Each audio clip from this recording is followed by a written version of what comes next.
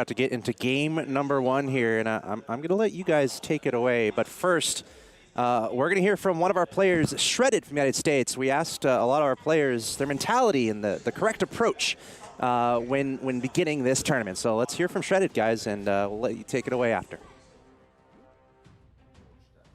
I approached the first part of the game very aggressively. I tried to choose the units which maximize my chance of being able to win the initial PvP round, which is round 4, and being able to generate a win streak off of that. And that's allowed me to have quite a bit of success in the game, and that's a place that I will stick to. All right, game one here, ladies and gentlemen, in Shanghai. Group A, the very beginning of this event. Cameron Davis, joined, of course, by Clay Tano. And we've already seen first couple of rounds. We're on the second right now. And, I mean, first thing that stands out to me is that's a lot of goblins picked up. Yeah, I mean, goblins are going to be your strongest choice early on. They're one cost. They're easy to get up to 2-star. And then they're also very easy to scale into something else, along with mages, assassins, or just pair with like a God of War or something like that as well. But just taking a look at Shredded here, this is not the first time that I've actually casted Shredded. I did cast him in another game, and it's going to be interesting to see how he's adapted to this new style of genre of auto battlers. And looks like he's going with that warrior start. He does have a pair of swordsmen already, which we said that we might actually see some beast warrior coming. Yeah, this isn't a bad start. There's no synergy active just yet because the two swordsmen, of course, don't count as more than one unit as far as synergy is concerned. But nonetheless, this is still a really strong start. I don't know how much you can really commit to warriors unless it's like you're rolling a lot of high-rolling warriors. The thing about you mentioned about goblins that you're able to transition out is because most of the goblins are 1-star, and even once you get that to level 2, when you sell it, you get all your gold back to 3 gold. 2-stars, though, can't stay the same. Yeah, you get a little bit of a diminishing return on that one, but items are going to be super important here, and we can see that there's quite a bit of items to go around, except for the low roll of Hosanna specifically. Just one cattle hide armor there, kind of taking the short end of the stick. But Shake even having a full frantic mask for himself, so that's something to look into going into Knights with as well for that Lightblade Knight. Yeah, Shake actually going for the nice Goblin mech synergy right now, which is, of course, a strong in the very beginning, but may not be as strong as the player he's facing up against right now, taking a lot of damage. But, okay, so the passive regeneration from the mechs is going to be enough. Yeah, he should be able to take that every time against Shredded. He still doesn't have any sort of synergy. Didn't get his 2-star swordman on that round as well, but Shake does have the double God of Wars on the bench. If he gets that early on, that would be a extremely good pickup for him and help him keep that win streak. Right now we have, looks like 5 players that are all still 100% after round 4, which is a little bit above average. A little bit, yeah, just as far as the coin flip goes. But you don't really look at the first 1 or even 2 PvP rounds as a, I guess, qualifier or a designator of what the game is going to look like, because you really don't know. You're only given so many rounds, so much gold to really try and develop your board and your sideboard. But this is the Hunters in the very beginning. 3 full Hunters, Hunter Feather. This is not a sort of lineup that we're expecting to see a lot of. It is only the early game, so it's still enough time to transition out of it. I think Hunters will have some play here in this tournament. Not full 6 Hunters, but 3 Hunters with little Aegrisis and Warlock thrown in. I think we'll see quite a bit of. Also, Monty does like to play this quite a bit, so it is a common build that he's comfortable with. And of course, going to the first game, trying to get those nerves shaken out a bit, going with something that you're extremely comfortable with is actually not a bad decision. And it looks like all the players are still actually staying at level 4, which is also kind of interesting to see, because you would expect some people to go up, but everybody's sticking at 4. Yeah, is that just because they're trying to get those rolls on their level 1s and level 2s before they get the lower percentages on those, higher percentages on the higher tier units? I think it's just to try to get an extra interest early on, but it looks like we do see Monty and Disown going up to 5, and then DK and Hosanna, which Hosanna being down there at 94%, not really streaking with a win streak yet, going up to level 5. Even with DK, I think it could come back to bite them, because that 1 gold that they could have gotten does it does exponentially give you an advantage later on in the game. Yeah, in fact, only one player right now actually is not spending all their money, actually has a sort of interest form, and that's going to be Kiri, who, as we established, is one of the favorites to win this whole thing, but is now in last place in terms of health, but 90 HP, tied with Shake. It's nothing to really be worried about just yet. I'm watching, though, to see if we find anyone who's going to be open forting. Does have some really, really good items there. 2 Magica Crystals already. Also, just 1 ring away from a Refresher Orb, which could be amazing if he gets it on a Siren or something like that early on, because it looks like he is going Hunters as well, or at least thinking about it. Hunter right now, still not the full commitment just yet. Throwing some items on the Sand King. Yeah, Sand King, they're getting him some Beast bonus just to get that extra added damage onto the Hunters as well, but I think he's okay lose streaking here. He's okay, he's just trying to not lose too much HP to give him a little bit of a hole to come back from. Yeah, so like with open forwarding, you're guaranteed the lose streak, but you can take a fair bit of health with that one. But if you're able to manage your board so that you know that's weaker than the majority, if not the entire of the rest of the lobby, you can still, if you can take out 1 or 2 units, that little bit of health that you save every single round could, end up winning you the game because you have just that much more of a buffer to utilize. But of course, the risk is you might accidentally be stronger than you think you are. You may break your lose streak, and you may break your gold income from that.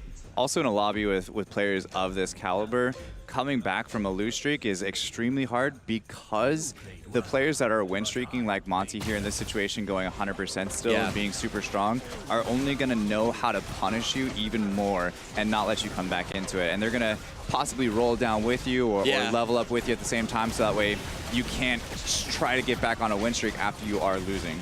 Damage from Monty, it does look like it's going to be enough to take out Azu at the very beginning. He's going to, I think, keep his streak alive. He is still at 100% HP, only player to be so.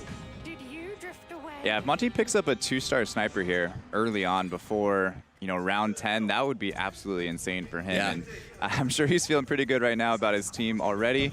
Has the pretty decent front line with Skybreaker as well as a Red Axe. We actually saw him go with a Red Axe and Swordman frontline on the qualifiers to get here. And it's not something that we see too often with Red Axe and Swordman being paired together with a Hunter build, but it is a good way to start.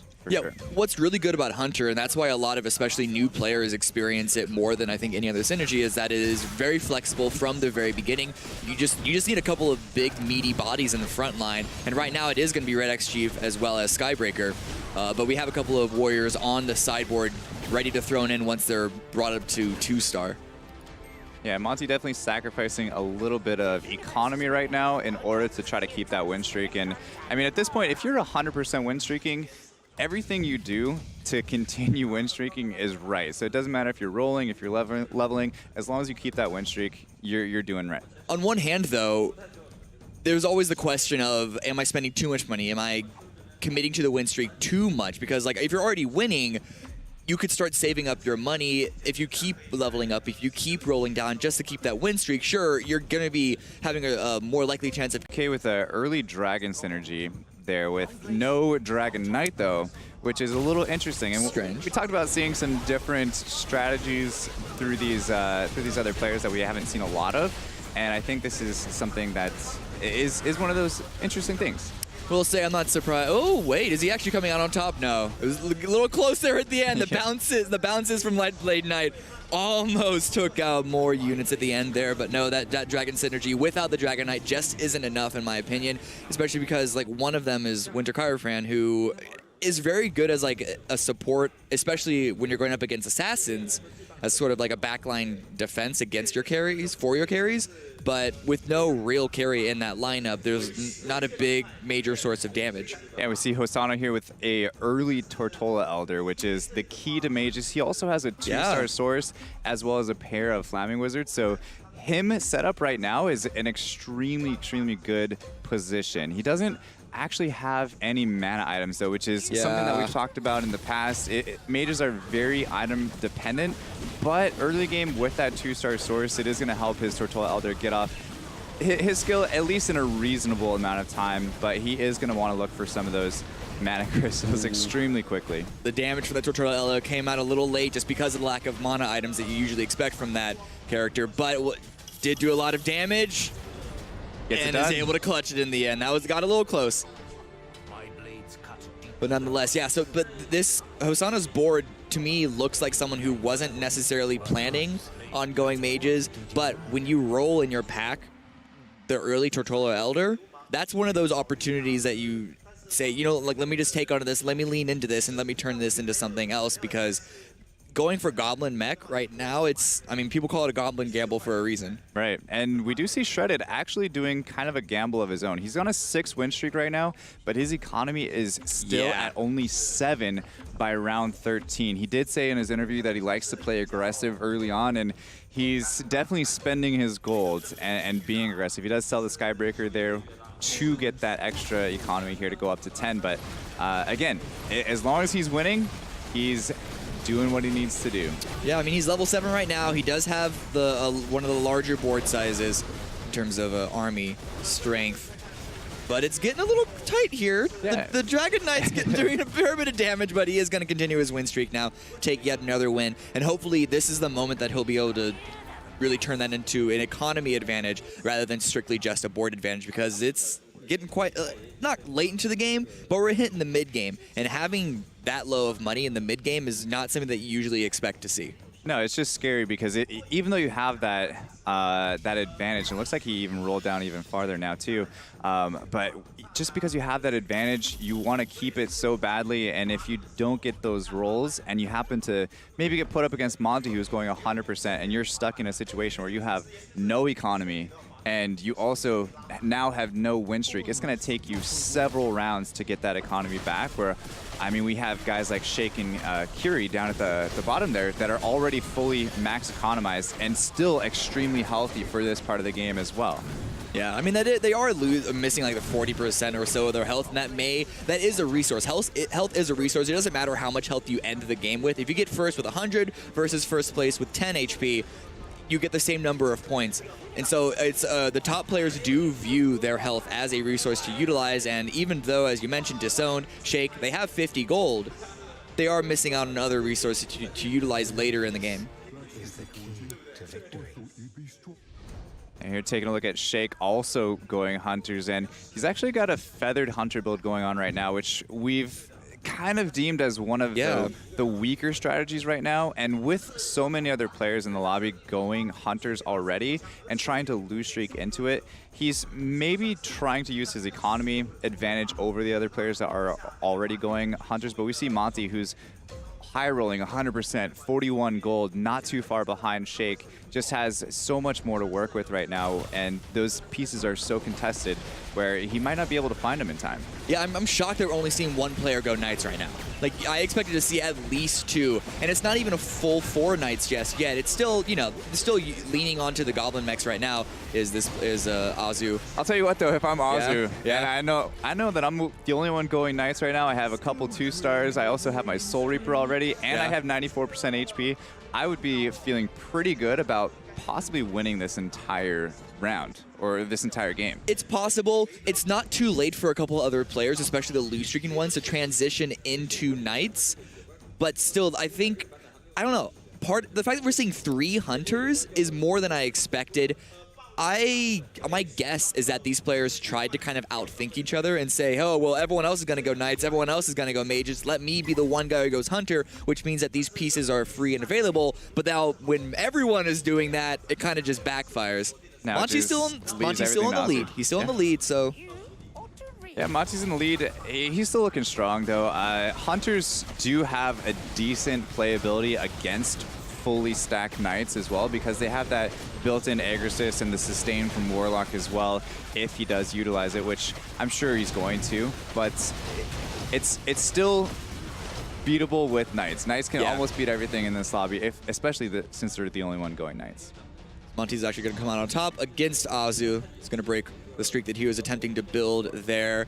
Monty in the lead, 50 gold right now, 100 HP. He is looking in a really good spot. And actually the full total gold value, he's going to still be in the lead. Even the lose streaking players of Shake and Disowned they're getting close, but they're not overtaking him. So he's got to be feeling comfortable is like, I guess the big takeaway from that.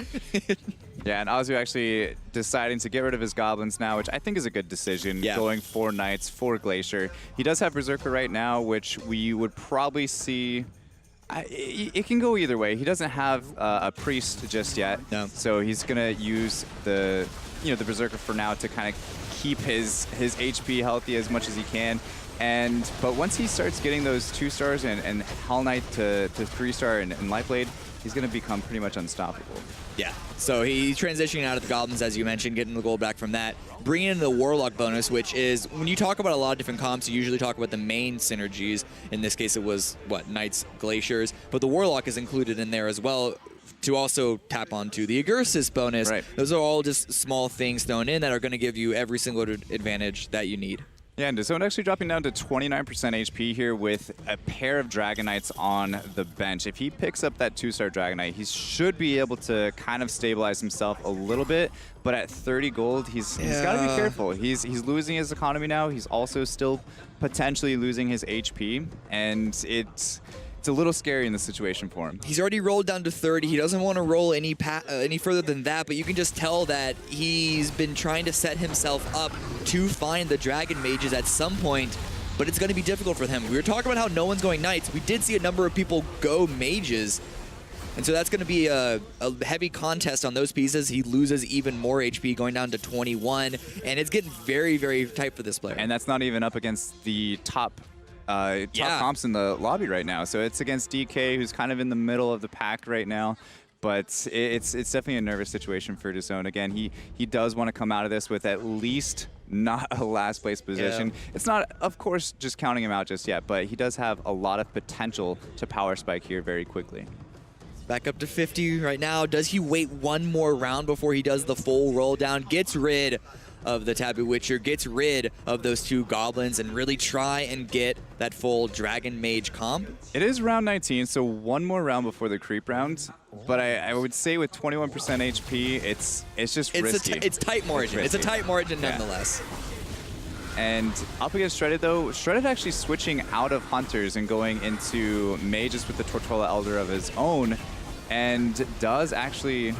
Ooh, okay. DAZN actually wins. Yeah, so he came out on top. It looked a little weak at first, but the Tortola Elder from Shredded wasn't able to do enough damage. Still only a 1-star at this point. Again, so, that's one of those calculated risks from DAZN, deciding to play a little bit more aggressively because he doesn't want to go under that 50 interest just yet. So he takes the gamble, comes out on top, able to keep his HP at 21%, but still has a lot of work to do.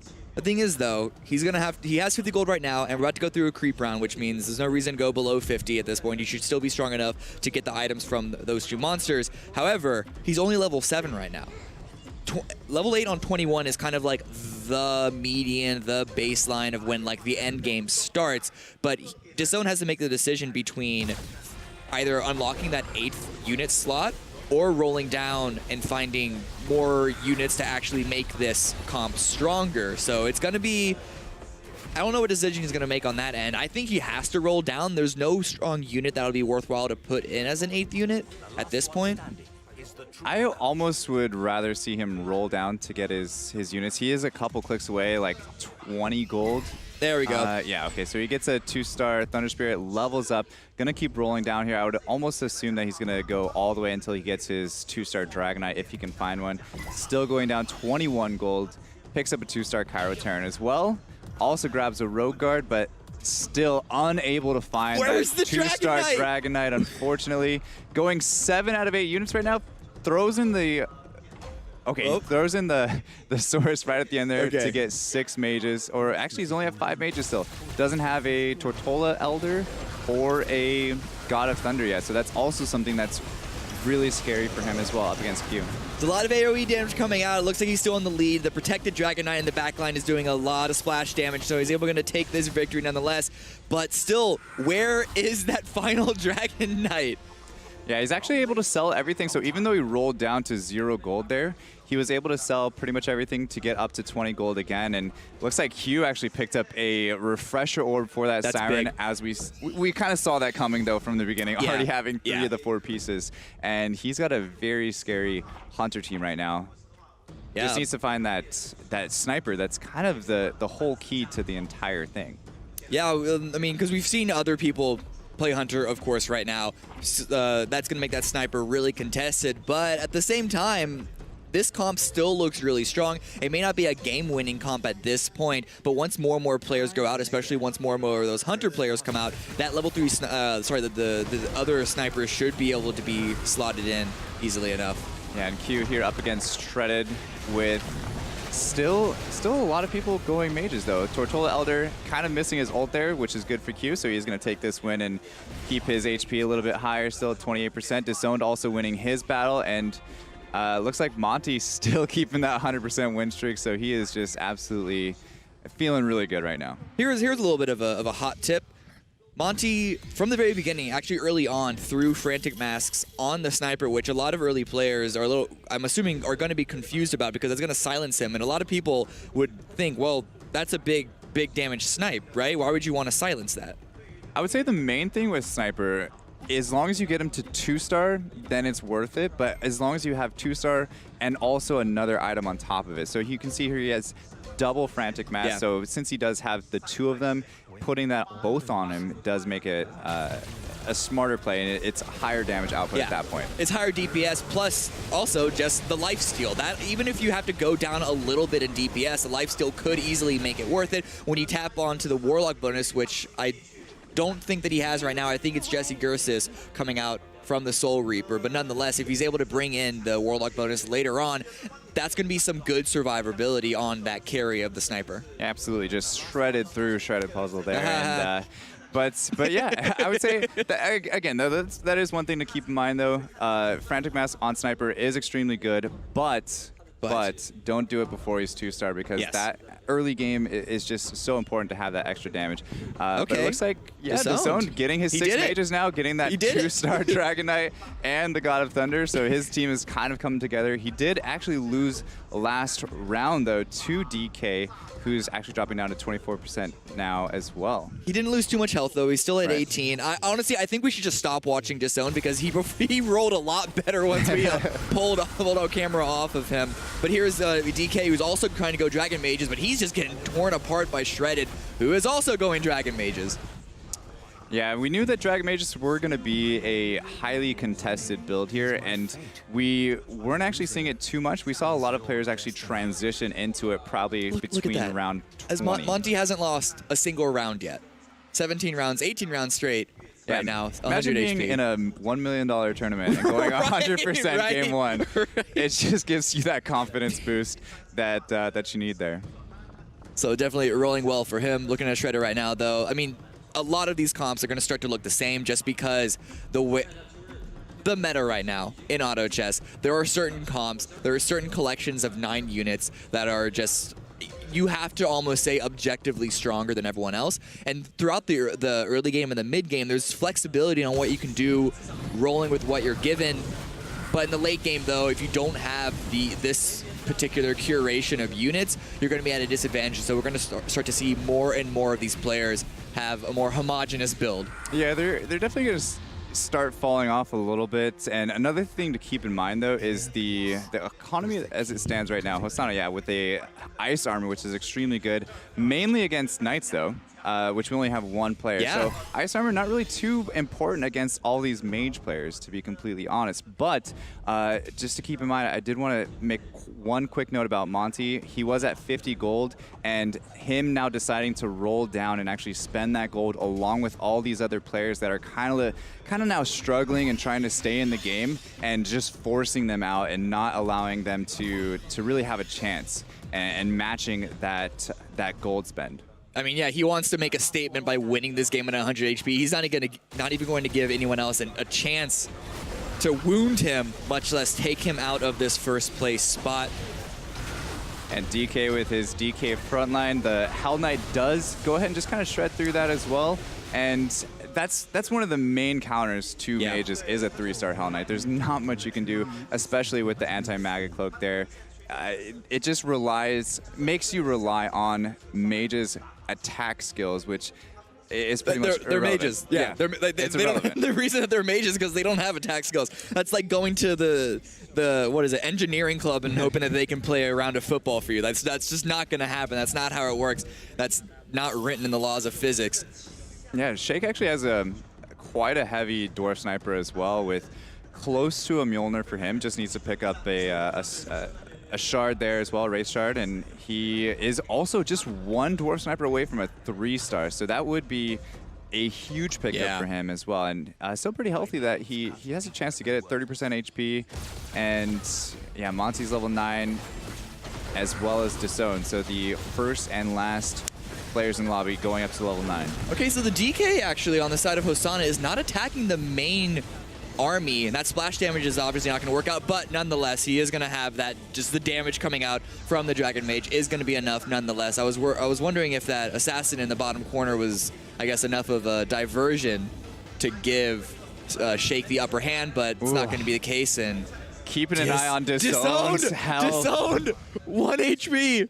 1% does lose to Shake by 2, so again he's just trying to hang on as much as he possibly can, and it would possibly make it a better positioning to move to the right side.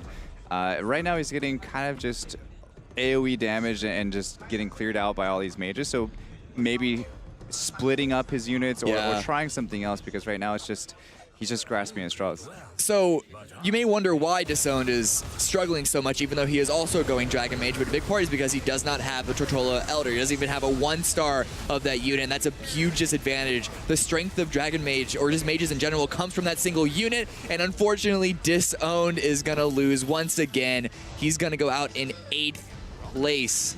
Hosanna, though, also taking a little bit of damage, and he is getting right on the line. But no, it's going to be Q who goes out in 7th, right after, only moments after Disown gets eliminated. Two favored players actually go out 8 and 7 here, so they're going to be trying to figure out what happened there and watch the rest of this match to see if there's anything that they can fix going into game 2. But Hosanna now on the chopping block, DK as well. A lot of players under 20% HP, Shredded also at 26, and Monty is really the only one that's in a good position here. Also, I think Azu is in a good position as well up against these mage players left over. Yeah, you actually see Azu, he's going Glacial Knights, and he's going to be splitting up his units just because, as you mentioned, with the AoE coming up from mages, even though they do group up on the corner positioning of DK's mages, that's still at least a little bit of an opportunity to spread out that damage as much as possible, try and avoid the Tortola ultimate on at least half of your army. Yeah, and that's exactly what we saw there. Tortola Elder actually shot off to the left side, only hit a couple of them, hit that tanky DK, but or the Hell Knight, I apologize, but it missed the entire right corner of his knights. So what do you think about this whole late game corner pocket positioning strategy, though? Is it really the only way to position your units in the late game? Because that's really what we're seeing. Monty right now, he's not even going mages, and he's still putting all of his units in the corner just to protect the carry of the sniper. I think at this point, with Monty going up against so many mage players, it would be nice to see him split up and put one dwarf sniper to the right side and kind of just split his carries so that way he has damage coming from both angles. But in this situation, he could be looking at just trying to focus one target down with both of his snipers at the same time to possibly kill the Tortola Elder before he even gets a single ult off. Or even any other unit very quickly before they can get their ult off, because sure, Tortola Elder may do the majority of the damage, but it's not the only piece of damage. Azu, though, as Reem pointed out, good items, Killer Bot 300. Yeah, you don't see the Killer Bot too often here, and he actually gets it onto a Light Blade Knight, which is about the best unit that you can have it on. Because of the bounces. Yeah, absolutely. He just needs to get one more Light Blade Knight, egg it, or maybe... Oh, he gets it without the egg. Without the egg, too, so it's just a full, natural, holistic Light Blade Knight. Level 3 Light Blade, level 3 Hell Knight. This is basically the Knight comp that you want, and he's in line to get a number of other level 3s as well if you're looking at the sideboard. Yeah, looking at that 3-star Desperate Doctor potentially, and the 3-star Frost Knight, and once he gets those, he's pretty much maxed out on his potential, unless he goes up to, you know, maybe level 9 and throws in something else, like maybe a Storm Shaman or something like that. Took a lot of damage, though. Monty is going to come out on top, and that's going to be some big damage. 10 to be exact onto Azu. He's still going to maintain second place, 20 HP. Everyone else has even less. It's going to be tight margins on who comes out basically third or even arguably second through 6. Yeah, Hosanna still at level 8, as well as Shake and Azu both being level 8. So he actually goes up to 9, throws in that Storm Shaman. Only 1 star right now, so it might not be too drastic of an upgrade, but the Dragon Knight actually has some decent items for a Dragon Knight. All that attack speed bonus is going to help him splash damage more, but up against Azu, this is not looking good. This is the one matchup that he doesn't want right now, especially with 3% HP, but a lot of AoE damage coming down, but that Hell Knight is almost unkillable. Oh, get him! Got him in the end. Now it's just a Light Blade, but the bounces and all the items.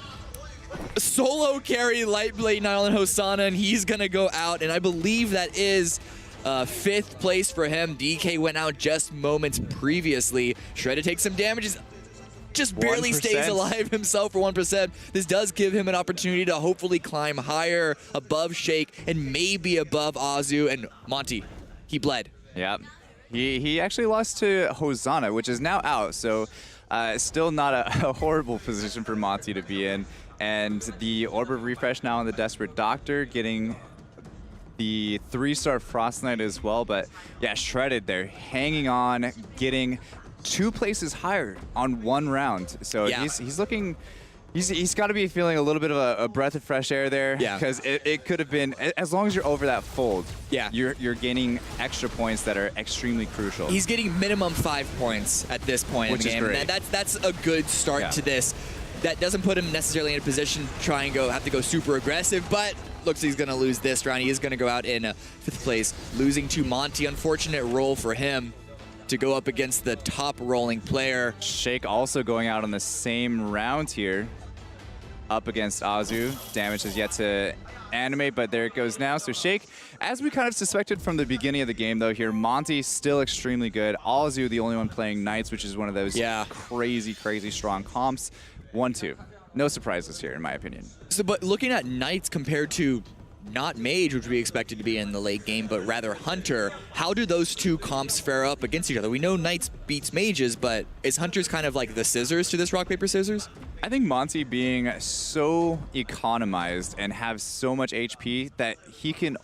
It's going to be very hard for him to lose this because Hunters are actually quite good against Knights. As long as he can position his tanky units in front of the Hell Knight and not let it get back to the backline that easily. He did have the Red Axe Chief over to the left side, which is not the greatest positioning, but he can make that adjustment. He should be okay. Able to get the...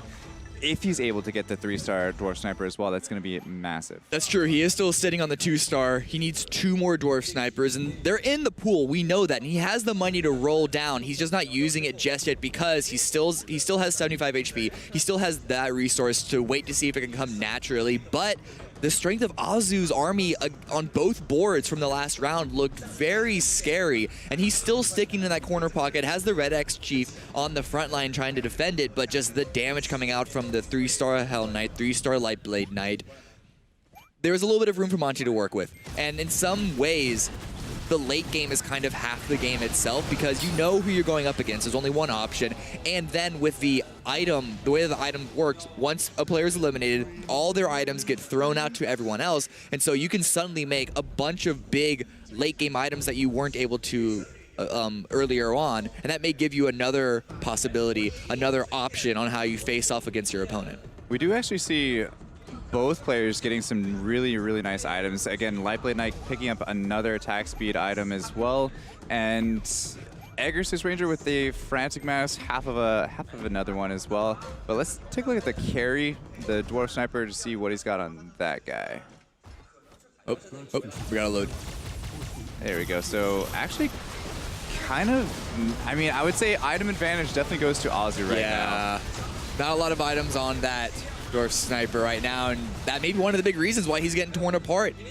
The Knight Shield is just doing a lot of work to keep Azu's army protected. They both have Egursis, and actually double Egursis onto Monty as it's being pointed out right now, but still, with the, I guess the shield proc from the Knight synergy, it's a lot to break through in the late game.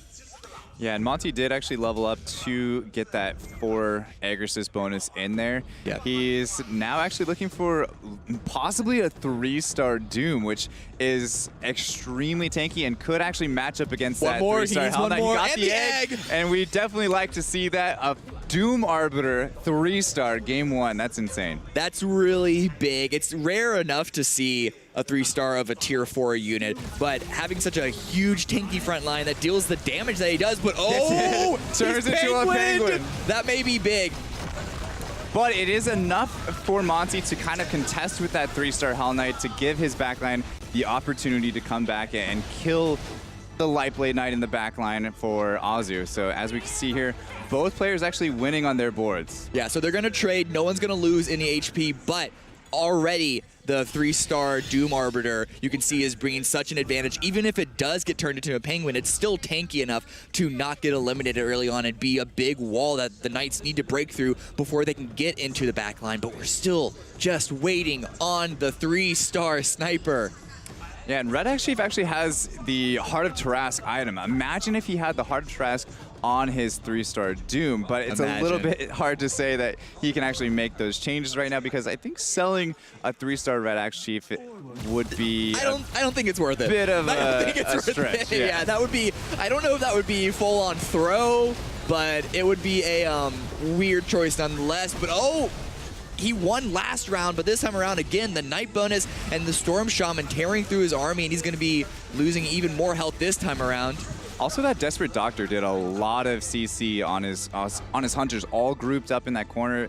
It might be time for Monty to switch things up just a little bit. Again, just switching those, or splitting those 2 Dwarf Snipers into each corner could be all he needs. Ghost Prophet's 2-star. This could be big. Could be another advantage. You don't see a lot of Ghost Prophet.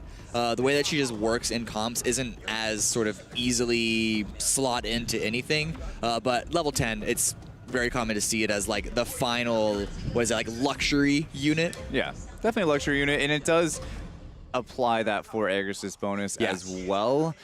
But with no mana items, let's see how long it gets turned into a penguin. Every unit we talk about is going to get turned into a penguin, apparently. But it's going to take forever for her to get her mana up.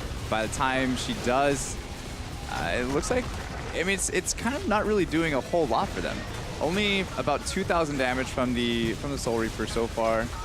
Or no, it actually gets up to 3,600 damage from the Ghost Prophet. I said Soul Reaper earlier, but I meant Ghost Prophet there, so it does actually make quite a bit of difference, and Azu now dropping down to 13% HP. Okay, so the metrics are going slightly more into Monty's favor right now, but still, with the amount of times that these 2 boards have gone up against each other, it's still sort of Azu staring down, like Monty's staring down the barrel of the gun right now. Needs to find something, needs to find that level 3 sniper. I don't know if it's found just yet. The gold though, Monty is still heavily in favor in total cost of the army, but that just goes to show the strength of Knights, the fact that you can be close to 70 gold behind your opponent and still trade or even have the advantage.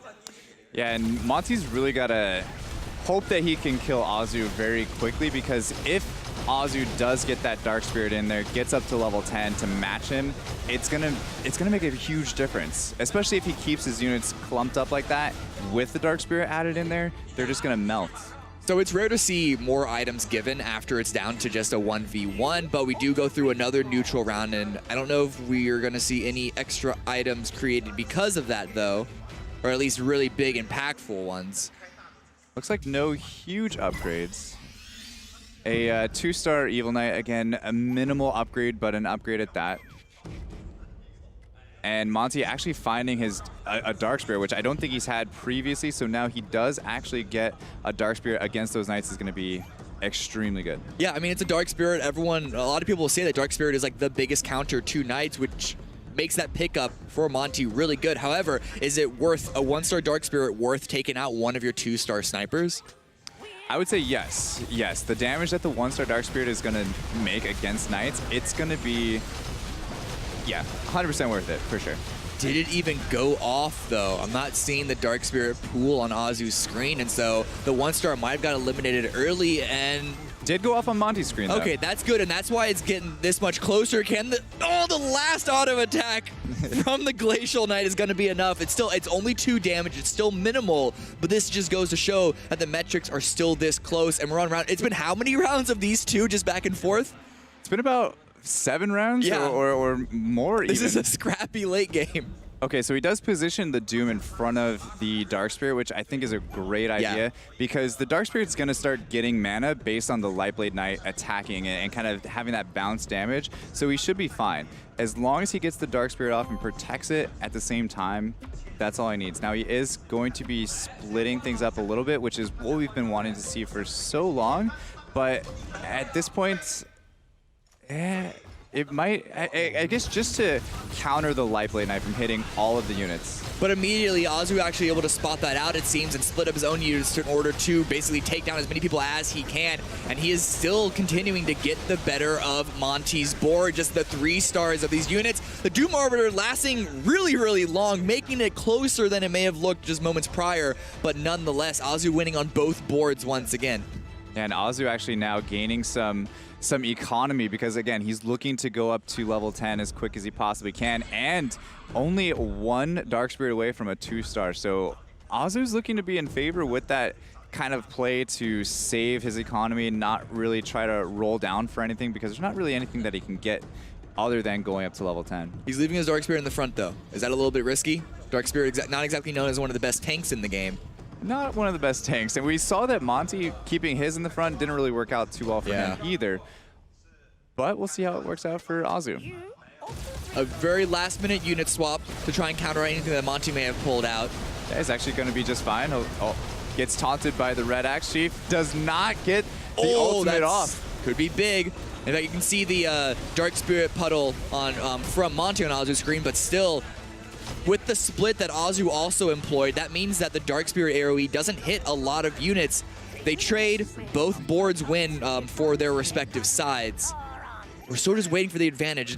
I mean, Destructor, is that? I mean, the Goblin. Yeah, Devastator, it's not something that I think he's going to play, but having Devastator on his board does give him a higher chance of getting another Dark Spirit. That's true. Yeah, any of those sort of, you got to work with the numbers. This is kind of a mathematician's game in certain aspects. But then again, it also could just give Azu the 3rd Dark Spirit that he wants. So True. It's a little bit of a toss-up. Because it does. It takes it out of the pool for everybody, not just Exactly. you. Exactly. But Azu does protect the Dark Spirit a little bit more here. And it's not gaining its mana up too quickly. Oh, just look at that. Just slow bleed of damage onto all of Monty's units. And then the 3 stars. The Lightblade Knights still have HP. That's going to be a fair bit of damage onto Monty right now. Yeah, 28% to 13%. We're just seeing the domination of Knights. Just remember, though, only like 10 rounds ago, when it was these 2 players, Monty was at 90, Azu was at 20. And we're now going down to 28 and 13. Yeah, going into 9 Beast round, too, which is round 45. You don't actually see that very often. In tournament play, I think we see it a lot more. But Azu kind of hanging in there, knowing that he has a team that can potentially beat Monty in the end. You say potentially. He's beating Monty right now. He is beating Monty right now. He has had the advantage this entire time. Still waiting on the 3-star sniper. Monty's got to be tearing his head out at this point, I think. He's been through so many different pack rolls. Not able to find even one more than we looked at from when we last saw it. Still 2 off, which is quite a ways. Especially with only having 5 gold. He doesn't have the economy to roll down for it either. Are these item pickups going to be anything major for both of these sides, or we're still just going to be seeing more of the same? I believe it's another Killer Bot 3000, potentially. I could be wrong there. Would you stack that on the Lightblade Knight again, or do you want to maybe diversify and put on another unit? I think he's going to stack it. It actually gets a 2-star Dark Spirit, which is, I think that's game. Azu, that might be game. I think that might be game. That might be it. Monty not able to find the rolls that he needs. But Monty with the 2-star Dark Spirit of his own against Knights. I would say I'd rather take the 2-star Dark Spirit against Knights than the 2-star Dark Spirit against Hunters. Yes. But Azu's been in the lead this entire time, and that split from both sides, the Dark Spirit AoE, will it be able to reach enough units to do a lot of damage? It's not even off yet from Monty's side. At least I'm not seeing it. Yeah, it doesn't look like it went off, but Monty did give up on the 3-star Dwarf Sniper as well, by the way. As you can see, his bench, he only has that one single 1-star. So kind of going in there to get that 2-star Dark Spirit. Yeah, he wasn't finding it. He had to sell it for, or at least he didn't have to, but he made the decision to sell it to try and get a couple more rolls to find that level 2 Dark Spirit. But I mean, if he you're also not, had an item sitting on that that second Dwarf Sniper that he obviously wanted, of course. Yeah, try and take off. Because like once you're at this point, like Sniper is not my carry anymore. He is unreliable. He's late to work. It's just not working out. We got to cut him and find someone else to cover his shift. And it's going to be thrown onto the Doom Arbiter, which is, again, one of those units that you don't necessarily expect to see the silence being thrown on, but just the strength of those auto attacks with his health pool, with the light. Just look at those punches. Those are massive punches from the Doom Arbiter. And the Doom going one-on-one against the 3-star Hell Knight, just no competition. Look at those! Look on the left side. I don't even care about the right side. He's one-shotting the Desperate Doctor. He's slapping these individuals. This is huge. And Azu's going to take some damage here. 8. It's not enough with that priest bonus. He does keep 5% HP, but it is getting extremely close. That Doom Arbiter with those items, I think, was a great play by Monty. Yeah, it was a little questionable, I think, getting rid of those on the Sniper, but Sniper just was not doing enough. And at this point, anyone who was a little worried, I mean, let's stay on this screen. I want to see those punches happen again, because that was huge, and it's rare to see damage like that from an auto attack in auto chess. Yeah, and I also think it's smart too, because get the nice angle. With Doom Arbiter's ultimate, it's silencing a unit, and with Knights, there's not really anything to silence other than possibly the Dark Spirit, which isn't really going to be that important. The slaps coming in. He's all over the place, and this is going to be it. Azu going down to Monty finally after how many rounds? It took almost 80 HP. But Monty was finally able to do it, and it was only because he pulled off of the Sniper, committed onto the Doom, the level 3, and he's going to take the very first game, going to US of A.